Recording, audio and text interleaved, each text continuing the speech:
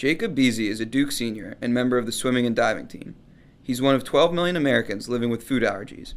Jacob is sensitive to eggs, peanuts, and shellfish. I didn't really have any apprehensions about coming to Duke with allergies. It's always been something that I've sort of dealt with on my own. You know, it's never something that's been easy for people to accommodate, and I'm used to that. Jacob carries an EpiPen with him at all times. It can deliver a shot of adrenaline to treat an acute reaction. He must pay strict attention to everything he eats, especially in the Duke dining halls. When Jacob first arrived at Duke, he met with a manager at Marketplace to figure out the best way to eat. He just sort of told me that whenever I came to Marketplace, since the menu is changing all the time, that just to ask someone if they could tell me what's okay to eat. But Jacob quickly discovered that managers were often not around to help, or even sure of what was safe to eat. As a result, he didn't have steady or healthy dining habits freshman year. I just sort of gave up. You know, it was a relationship of mutual neglect, I would say, in that, you know, I wasn't getting from him what I needed, and I just sort of stopped trying. Not how I expected, you know, an elite institution to handle something that I thought was pretty simple to handle. Jacob now lives on West Campus, which has more dining options. He says finding consistent, safe food has become a little easier with a university-wide emphasis on healthy eating. But a lack of straightforward ingredient labeling continues to make it hard for him and others with allergies to find safe food quickly. As you can see, food placards in the Marketplace and Great Hall do not fully list ingredients or even common allergens.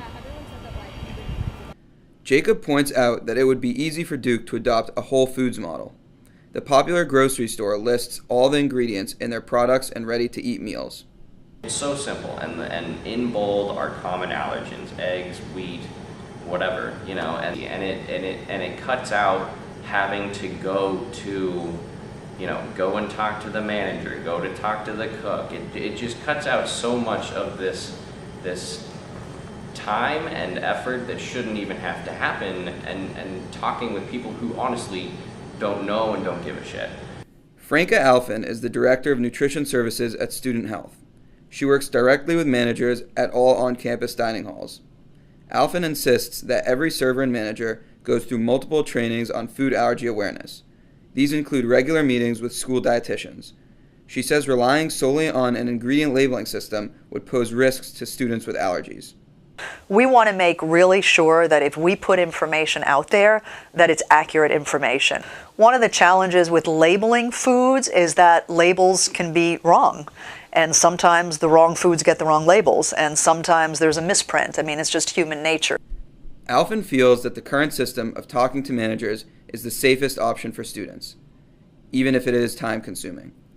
She says that Marketplace and Great Hall have recently taken steps to make dining more efficient for students with food allergies. We actually have improved that system this year. We have walkie-talkies so that the managers can be contacted at any time, and they can come up to the front if a student needs some assistance, so they're not having to wait for long periods of time. As a senior, Jacob has found a food plan that works for him. Eating at the Great Hall, he knows exactly what he can and can't have, but he's still not satisfied with how the university handles allergies. I don't think that Duke really makes it a priority. I don't think they put enough concern into it.